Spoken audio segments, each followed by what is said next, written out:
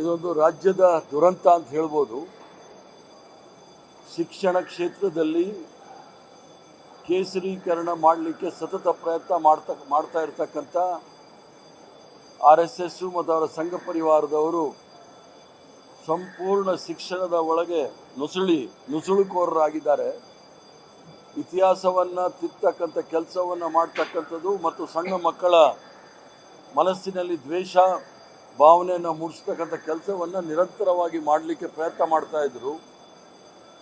ಮೊನ್ನೆ ನಡೆದಂಥ ಘಟನೆ ಸದನದಲ್ಲಿ ರಮೇಶ್ ಬಾಬುರವರು ಈ ವಿಚಾರವನ್ನು ಪ್ರಸ್ತಾಪ ಮಾಡಿದಾಗ ಸದನದಲ್ಲಿ ಒಕ್ಕೊರಲಿಂದ ಎಲ್ಲ ಕಾಂಗ್ರೆಸ್ ಪಕ್ಷದ ಸದಸ್ಯರು ಆ ಒಂದು ವಿಶ್ವವಿದ್ಯಾಲಯದ ಉಪಕುಲಪತಿಯವರ ಮುಂದೆ ಅವರ ವಿರುದ್ಧ ಕ್ರಮ ತೆಗೆದುಕೊಳ್ಬೇಕು ಅಂತೇಳಿ ಭಾಳ ಸ್ಪಷ್ಟವಾಗಿ ಹೇಳಿದರು. ಮತ್ತು ರಾಜ್ಯ ಉನ್ನತ ಶಿಕ್ಷಣ ಸಚಿವರು ಸಹ ಆ ಕಾರ್ಯಕ್ರಮವನ್ನು ರದ್ದುಗೊಳಿಸಬೇಕು ಅಂತೇಳಿ ಸದನದಲ್ಲಿ ನಮಗೆ ಆಶ್ವಾಸನೆ ಕೊಟ್ಟ ನಂತರವೂ ಸಹ ಅಲ್ಲಿ ಕಾರ್ಯಕ್ರಮ ನಡೆದಿರೋದು ನೋಡಿದಾಗ ಸಂಪೂರ್ಣವಾಗಿ ಸಂಘ ಪರಿವಾರದ ಕಾರ್ಯಕರ್ತರು ಮತ್ತು ಪ್ರಚಾರಕರನ್ನ ಕರೆದು ಕಾರ್ಯಕ್ರಮ ಮಾಡಿರ್ತಕ್ಕಂಥದ್ದು ನೋಡಿದಾಗ ಇದು ರಾಜ್ಯ ಸರ್ಕಾರದ ವಿರುದ್ಧವೇ ಪಿತೂರಿ ಮಾಡಿರ್ತಕ್ಕಂಥ ಈ ಒಂದು ಸಂದರ್ಭದಲ್ಲಿ ಆ ಒಂದು ಉಪಕುಲಪತಿಯವರು ಕರ್ನಾಟಕ ರಾಜ್ಯದ ವಿಧಾನ ಪರಿಷತ್ತಿನ ಏನು ಒಂದು ನಿರ್ಣಯ ಇತ್ತು ಅದರ ವಿರುದ್ಧ ನಡ್ಕೊಂಡಿರೋದ್ರಿಂದ ಅವರ ವಿರುದ್ಧ ಹಕ್ಕುಚ್ಯುತಿ ಮಂಡನೆ ಮಾಡಿ ತತ್ಕ್ಷಣ ಅವ್ರನ್ನ ಸಸ್ಪೆಂಡ್ ಮಾಡಬೇಕು ಅಂತೇಳಿ ನಾನು ಆಗ್ರಹ ಮಾಡ್ತೇನೆ.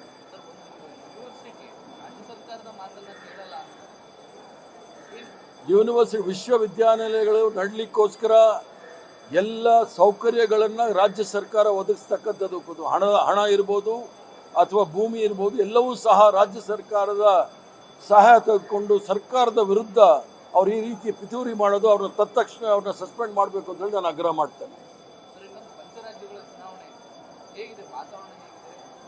ಪಂಚರಾಜ್ಯದಲ್ಲಿ ಚುನಾವಣೆಯಲ್ಲಿ ಭಾರತೀಯ ಜನತಾ ಪಾರ್ಟಿಯವ್ರದ್ದು ಎಲ್ಲೂ ಏನೂ ಇಲ್ಲ. ತಮಿಳುನಾಡಲ್ಲಿ ಅವರು 0, ಪಾಂಡಿಚೇರಿನಲ್ಲಿ 0, ಕೇರಳದಲ್ಲಿ 0, ವೆಸ್ಟ್ ಬೆಂಗಾಲಲ್ಲಿ ಮತ್ತು ಅಸ್ಸಾಂನಲ್ಲಿ ಪ್ರಯತ್ನ ಮಾಡ್ತಾ ಇದ್ದಾರೆ. ಅದೇನೇನಾಗುತ್ತೆ ಅದಕ್ಕೋಸ್ಕರ ಸಂಪೂರ್ಣವಾಗಿ ಎಲೆಕ್ಷನ್ ಕಮಿಷನ್ನ ಅವರ ಒಂದು ಅಂಗವಾಗಿ ಮಾಡಿಕೊಂಡಿದ್ದಾರೆ ಭಾರತೀಯ ಜನತಾ ಪಾರ್ಟಿಯವರು. ಮತ್ತು ಅಲ್ಲಲ್ಲಿ ಇದರಲ್ಲೂ ಸಹ ವೆಸ್ಟ್ ಬೆಂಗಾಲಲ್ಲೂ ಸಹ ನಾನು ಅಲ್ಲಿ ಸ್ಕ್ರೀನಿಂಗ್ ಕಮಿಟಿ ಅಧ್ಯಕ್ಷನಾಗಿದ್ದೇನೆ. ಎಲ್ಲ ರೀತಿಯ ಗಲಭೆ ಮಾಡಲಿಕ್ಕೆ ಪ್ರಯತ್ನ ಮಾಡ್ತಾ ಇದ್ದಾರೆ. ಮತ್ತು ಯಾವುದೋ ಯುದ್ಧಕ್ಕೆ ಕಳಿಸಿದಾಗೆ, ಬಾಂಗ್ಲಾದೇಶದಲ್ಲಿ ಯುದ್ಧಕ್ಕೆ ಕಳಿಸಿದಾಗೆ ಸುಮಾರು ಲಕ್ಷಾಂತರ ಜನ ಪೊಲೀಸ್ ಫೋರ್ಸು ಮತ್ತು ಮಿಲಿಟರಿ ಫೋರ್ಸ್ ಹಾಕಿದ್ದಾರೆ. ಇದು ತೋಳು ಬಲದಿಂದ ಮತ್ತು ಅಧಿಕಾರ ಬಲದಿಂದ ಸರ್ಕಾರ ಅಲ್ಲಿ ಚುನಾವಣೆ ಗೆಲ್ಲಿಕ್ಕೆ ಪ್ರಯತ್ನ ಮಾಡ್ತಾ ಇದ್ದಾರೆ. ಆದರೆ ಪಶ್ಚಿಮ ಬಂಗಾಳದ ಜನತೆ ಅದಕ್ಕೆ ತಕ್ಕ ಉತ್ತರವನ್ನು ಕೊಡ್ತಾರೆ.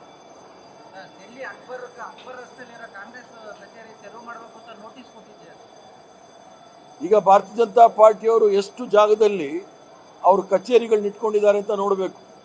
ಕರ್ನಾಟಕ ರಾಜ್ಯದಲ್ಲೇ ನೋಡಿ ಎಷ್ಟು ಜಾಗದಲ್ಲಿ ಅವರು ಜಾಗಗಳನ್ನ ತೆಗೆದುಕೊಂಡಿದ್ದಾರೆ ಅಂತ ಹೇಳಿ. ಚಾಣಕ್ಯ ಯೂನಿವರ್ಸಿಟಿ ಅಂತ ಹೇಳಿಬಿಟ್ಟು 106 ಎಕರೆನ 50 ಲಕ್ಷ ರೂಪಾಯಿ ತಗೊಂಡಿದ್ದಾರೆ. ಆ ರೀತಿ ಭಾಳಷ್ಟು ಅವ್ಯವಹಾರ ಮಾಡಿರ್ತಕ್ಕಂಥ ಈ ಸಂಘ ಪರಿವಾರದವರು ಕಾಂಗ್ರೆಸ್ ಪಕ್ಷದ ಹಳೆಯ ಕಚೇರಿಯನ್ನು ಖಾಲಿ ಮಾಡಿಸ್ಲಿಕ್ಕೆ ನೋಟಿಸ್ ಕೊಟ್ಟು ಪ್ರಯತ್ನ ಮಾಡ್ತಾ. ಇದಕ್ಕೆಲ್ಲ ನಾವು ಜಗ್ಗವರಲ್ಲ ಬಗ್ಗವರಲ್ಲ. ಆ ಥರ ಕಾಂಗ್ರೆಸ್ ಪಕ್ಷದ ಕಚೇರಿ, ಯುವ ಕಾಂಗ್ರೆಸ್ ಪಕ್ಷದ ಕಚೇರಿ ಇವರು ನೋಟಿಸ್ ಕೊಟ್ಟು ಖಾಲಿ ಮಾಡಬೇಕಂದ್ರೆ ಎಲ್ಲ ಸಂಘ ಪರಿವಾರದ ಭಾರತೀಯ ಜನತಾ ಪಾರ್ಟಿಯವರು ಅನಧಿಕೃತವಾಗಿ ಆಕ್ರಮಿಸ್ಕೊಂಡಿರ್ತಕ್ಕಂಥ ಎಲ್ಲ ಜಾಗವನ್ನು ಸಹ ಖಾಲಿ ಮಾಡಬೇಕು. ಇಲ್ಲಾಂದರೆ ನಾವು ಅದರ ವಿರುದ್ಧ ಅಲ್ಲೇ ಹೋಗಿ ಪ್ರದರ್ಶನ ಮಾಡ್ತೇವೆ. ಕಾಂಗ್ರೆಸ್ನ ಹಿರಿಯ ನಾಯಕರು ಸ್ಪೀಕರ್ ಅವರು ಸರ್ಕಾರದ ಮಧ್ಯಮಾವಧಿಯಲ್ಲಿ ಗ್ರೂಪ್ ಫೋಟೋ ತೆಗೆಸಿದ್ದಾರೆ ಸರ್. ಅದೇನು ಸ್ಪೀಕರ್ ಬದಲಾವಣೆ ಸಂದೇಶನ ಅಥವಾ CM ಬದಲಾವಣೆ ಸಂದೇಶನ? ಯಾವ ಬದಲಾವಣೆ ಸಂದೇಶ ಇಲ್ಲ.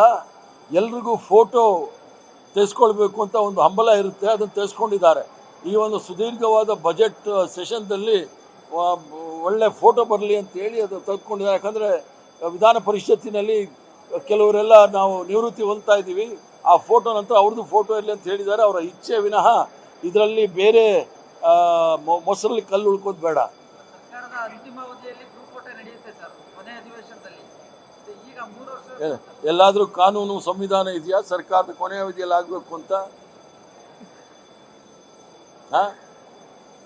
ಭಾರತೀಯ ಜನತಾ ಪಾರ್ಟಿಯವರು ಅದರಲ್ಲಿ ಇದ್ರಲ್ಲ ಫೋಟೋನಲ್ಲಿ, ಗ್ರೂಪ್ ಫೋಟೋದಲ್ಲಿ. ಆದರೆ ಅವ್ರು ಸರ್ಕಾರ ಮಾಡ್ತಾರೆ ಅಂತನಾ? ಸೊ ಇವೆಲ್ಲ ಊಹಾಪೋಹಗಳಿಗೆ ಅವಕಾಶ ಕೊಡಬಾರ್ದು. ನ್ಯೂಸ್ ಫಸ್ಟ್ ನಿರ್ಭೀತಿಯಿಂದ ನಿಮ್ಮ ಪರವಾಗಿ.